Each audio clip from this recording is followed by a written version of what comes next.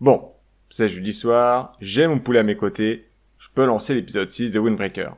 Bonjour à tous, c'est Armo Sensei, faisons un petit débrief de ce combat oufissime qu'on a eu droit entre Hiiragi et Sako.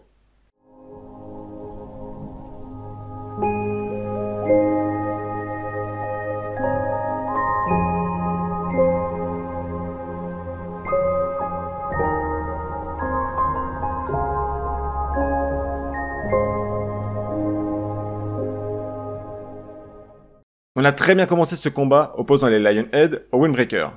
Je rappelle qu'avant cet épisode, il y a 2 victoires pour les Windbreakers et une belle grosse bulle pour les Lionhead. Sakura semble déjà chaud pour se faire le bras droit de Tomiyama, le vilain Togame. Mais hélas pour lui, un autre combat semble vouloir en découdre dès maintenant. C'est celui qui oppose Sako face à Hiiragi, et rien qu'à leur regard, on comprend que les deux hommes ont un passé commun et qu'ils vont régler leurs différends durant ce combat. Le moins que l'on puisse dire, c'est que c'est un combat juste sublime. Je suis désolé, mais avec la plus grande de ma sincérité, je trouve vraiment que la chorégraphie des combats dans cet anime est superbement travaillée et magnifique. On peut dire ce qu'on veut, que les personnages ne plaisent pas à certains, que le scénario est nul, je veux bien débattre sur tout, sincèrement les gars, mais la mise en scène des fights est juste incroyable. Et il y a une autre chose qui nous plonge vraiment dans ces combats, et qui est primordiale pour un anime, c'est la musique. Et c'est principalement dans cet épisode, personnellement, que j'ai senti la musique me transporter dans le combat, dans l'histoire qui a été racontée. Donc un bref topo, Hiiragi et Sako se trouvent être dans la même école lors de leur collège, Hiiragi surprend des bâtards sans prendre à Sako, il lui vient en aide et leur pète les dents. Après quoi Sako lui demande de lui apprendre à se battre. Donc franchement à partir de ce moment-là, tout se passe super bien. Sako reprend confiance en lui, Hiiragi n'hésite même pas à lui donner des conseils, la bande s'agrandit, vraiment un conte de fées pour le bouc émissaire à en devenir. Mais le collège se terminant, il faut désormais à Hiiragi choisir sa voie lycéenne.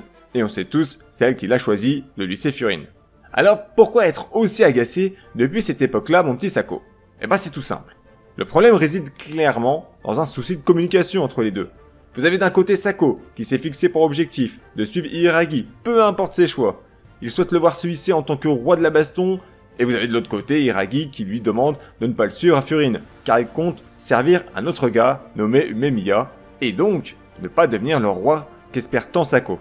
Le problème, c'est qu'à un moment, les deux mecs se sont parlé, mais Hiiragi s'est juste arraché en lui disant de ne pas le suivre l'année prochaine à Furin, car il ne répondrait pas à ses attentes.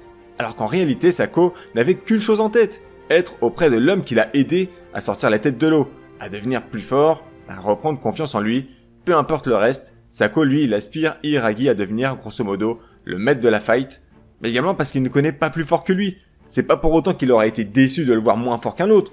Juste, il souhaite le soutenir peu importe ce qu'il entreprend. Et je trouve ça incroyablement con quand même que leur relation ait tourné ainsi juste parce qu'ils ne se sont pas dit les choses.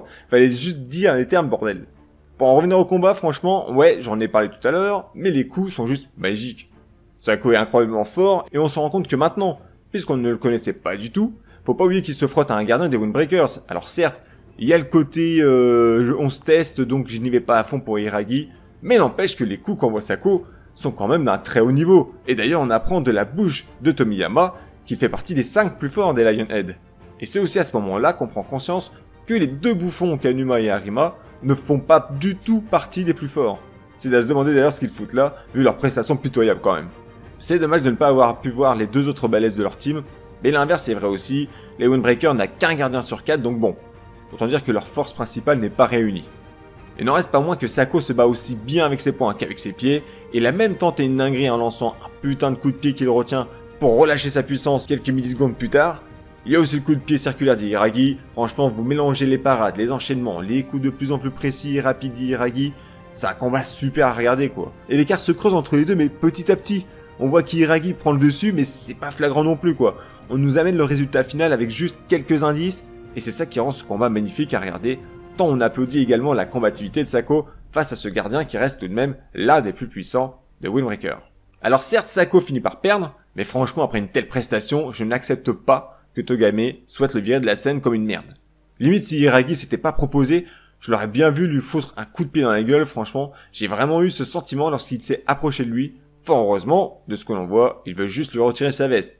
Mais comme lui rétorque très justement Hiiragi, attends de voir ton combat mon coco. Car imaginez qu'il perde contre Sakura, un second qui vient de débarquer, que personne ne connaît, l'humiliation serait complètement totale pour ce gars qui n'hésite pas à rabaisser ses hommes battus et à les frapper même une fois quand ils sont KO. Ça serait un scénario incroyable pour ce mec qui n'arrête pas de prôner la violence brute absolue, qui ne pense qu'à installer un climat de peur, d'angoisse. Et les Windbreakers sont clairement là pour leur montrer que leur méthode, c'est de la merde.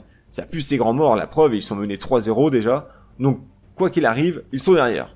Mais il reste Sakura et Umemiya, peut-être les deux plus beaux combats pour finir. Et si c'est le cas, je vais clairement jouer sur place. Ah, ça c'est sûr. Je compte sur vous, Cloverworks. Vous ne pouvez plus faire marche arrière maintenant, c'est que de la pure folie que l'on veut.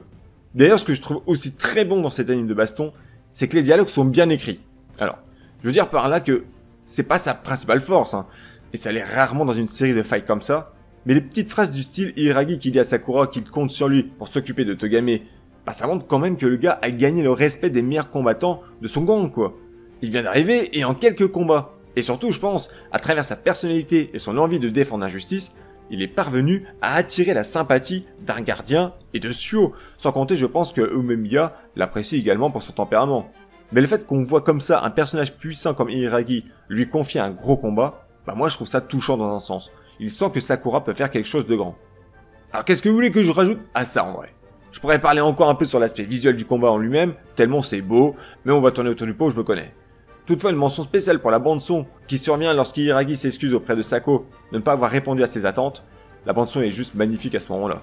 Et on sent que juste ces mots suffisent à apaiser la frustration qu'a ressentie Sako lorsqu'ils se sont quittés. On sent qu'il a combattu durant tout ce temps juste pour ce moment, il a continué à s'entraîner en espérant le croiser lors d'un combat, et allez savoir. Il pourrait avoir accepté de rejoindre les Lionhead en sachant qu'il se situe près du QG des Windbreakers, où se trouve Hiragi.